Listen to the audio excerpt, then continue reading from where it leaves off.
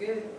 All right, so if you don't know who I am, I'm Reverend Maryum Morse, and I'm the spiritual leader here, and everything else. Anyway, but it's all good.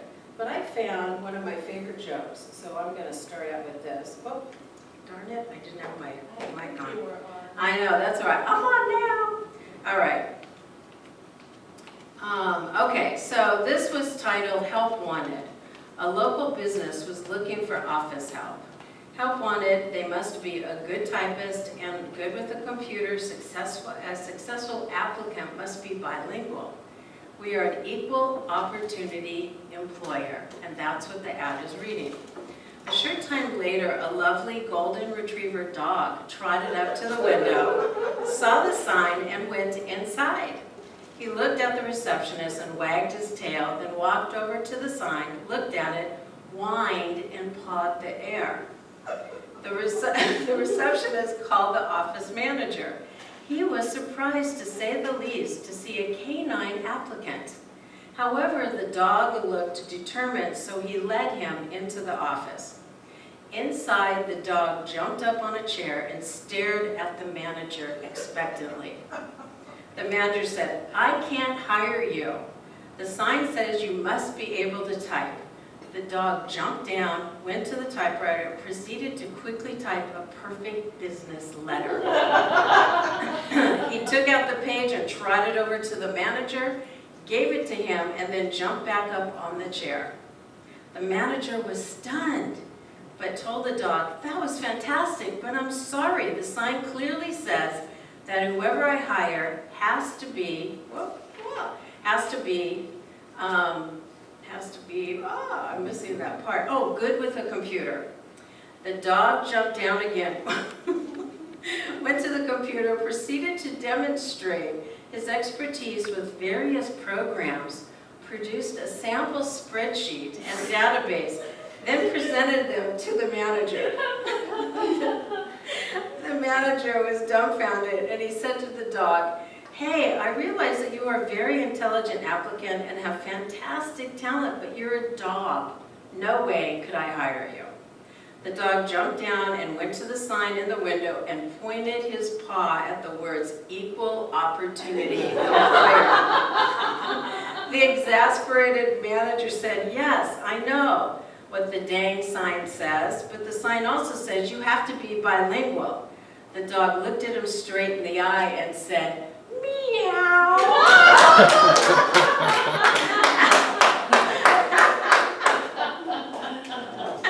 I like it. He was probably a better applicant, you know. Anyway, I always like to watch, Oprah usually has some cool people, and you all know who Jeff Bridges is, right? Yeah. Okay. So did you all see, you all saw the Great Lebowski?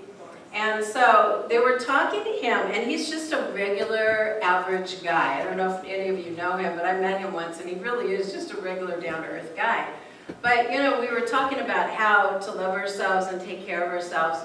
And what's interesting, I just wanted to share a little bit of what he was talking about, because when he was growing up with his dad was Lloyd Bridges, and all you remember, Sea Hunt?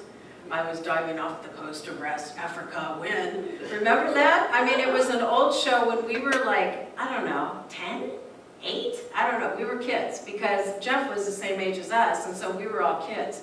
Anyway, so he said that his dad, whenever he went to a shoot or whenever he went on location, that he was so happy and so grateful, because we're all talking about this, to be there and acting. He goes, "This is just the most terrific job I could ever have wanted.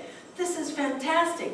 And he'd walk into the set and he'd be so happy and joyful that the whole place would light up.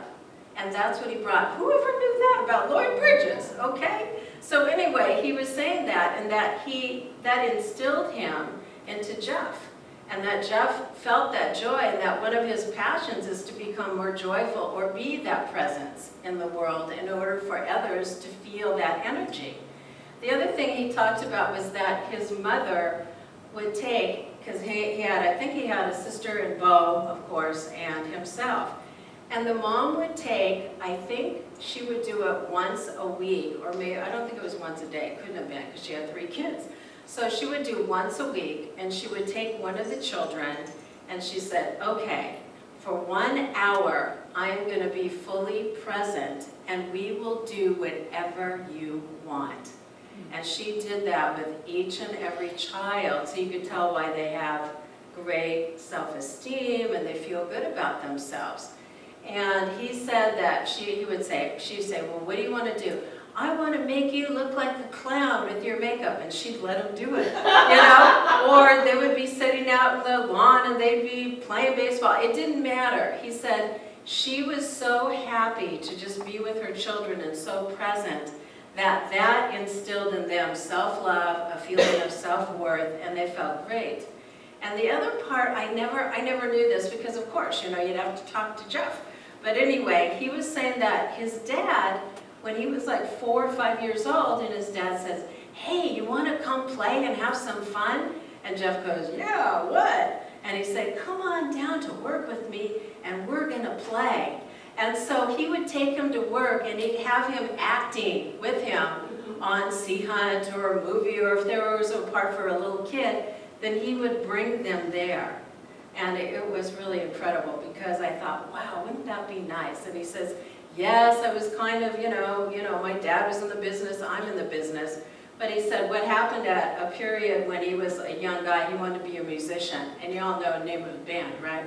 Yeah. Okay, Jeff Bridges and the Abiders. Okay, okay, because the name of the movie is The Big Lebowski, and it's always the dude abides, right? Yes. And you normally think of abide means you're going to follow the program, you're going to do whatever. But in this case, it meant that he was fully present. I'm just going to be here. I'm abiding in the moment. I'm just going to abide and be here and be present, which is what we're always teaching here, aren't we? Because we're either, if we're in the past, we're worried about what we did in the past, or we're worried about what could happen in the future. And if we're right in the present moment, then what happens? We're fine and we feel terrific. But it's that worry that causes us to have our issues, and it's all of that. And so it's really about just being grateful. Byron Katie said that, are you okay in this moment? And you'd say, well, yeah, okay, then what have you got to worry about? And it really is that simple, but it's that hard because we were talking about, the 3 of us were talking about how we have a mind that always wants to take us into another place of fear. And then just when you get peaceful, it takes you to another place of fear. And then you try to get peaceful again, and it'll take you into another area that's not going to feel good for you. So the reason why I brought that up is because when Jeff Bridges was, doing his work, and at one point he was given, I don't remember the name of the movie, they said, oh, we really want you to be in this movie. And he goes, oh, I'm exhausted. I think I'll pass. And then some other director who he had just worked for calls him up and goes, what do you mean you're exhausted? This is a great opportunity. And then Jeff goes, well, and the guy goes, you're just an idiot. And he hung up the phone on him. So then Jeff goes, oh, well, if I want to be a true professional and really see if this is what I want to do, I guess I'll go work even when I'm exhausted. And I thought, haven't we all been like that? And embracing our talent and embracing who we are, and just embracing our gifts and our talents. And a lot of times we don't. I was looking around the room, and every single person in here has a beautiful gift and talent. Everybody who's listening to this. And we have an experience that we can take and use in our life. And it doesn't matter whether, we're a fabulous actor, but, we've got great musicians here. We have people that know how to work the internet. We have people that are just so gifted. And we don't allow ourselves to love ourselves and to take that in. So when Denise was reading about loving yourself or singing that song, what I wanted to do today, and of course the theme, of course you picked it up, because what we're going to do today is to do some more healing work on that chakra where we are feeling grounded, we're feeling good about ourselves, and we're allowing ourselves to feel and to awaken to the gifts that we all have. Because a lot of times life will beat us up, you know, and here's Jeff Bridges saying, oh, his life must be great. And he said, hey, there's ups and downs, and there's good and bad, and it's going to happen all the time. And he told the story, remember when we had the Northwich Bridge earthquake? I mean, we were over there, and I could feel, it felt like somebody was taking my house and going, pa-choom, and just lifting it like that. I mean, like the shelves were moving, and that's what was happening. He said they were on the fault line, and they felt it. He saw the ground rolling, and he said after that earthquake, they can never go back to the house. That's how badly damaged it was. But he said what was beautiful was that they were all safe.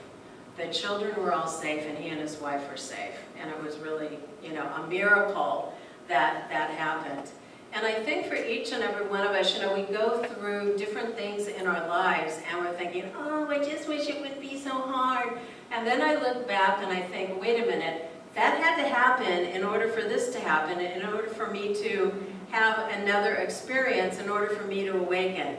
And it could be an illness, it could be a death, it could be a financial situation. It doesn't really matter. But what matters is that how we move through it, and if we can look for the gift or the miracle in that horrible situation, that is what we call spiritual development. And that's really what it's all about. Because we'll say, oh, yeah, you know, because I was going through some stuff lately, and I thought, you know what, I've just got to let this go, because the more that we focus on the negativity, the worse it gets. And that's really what it's about. So today, what we're going to do, I wanted to do a segment of drumming and shaking and move off stuff. And then what we're going to do is go into a meditation once we really get grounded and we feel ourselves. And then I'm going to take you through a guided meditation, not a silent one. And then from that guided meditation, you know, allow yourselves to feel the energy of the summer solstice. And in our society, we don't necessarily, I mean, maybe we do in Santa Barbara, but we don't in society usually embrace the cycles of nature and use that and take that energy and allow ourselves to awaken to it. And like we did last week, we're going to continue expanding our healing. You ready for that? Yeah. Okay, let's do it. And so everybody have a drum. Are you gonna drum up here, Denise? She's gonna. Unless Keith's coming down. Are you coming down? No, Keith isn't gonna come down. I'm gonna be drumming, and so we'll. There's 2 more drums up here. And yeah, if anybody come on up, because you know what? This is good for everything. Everything. You can take a drum back with you. I've got my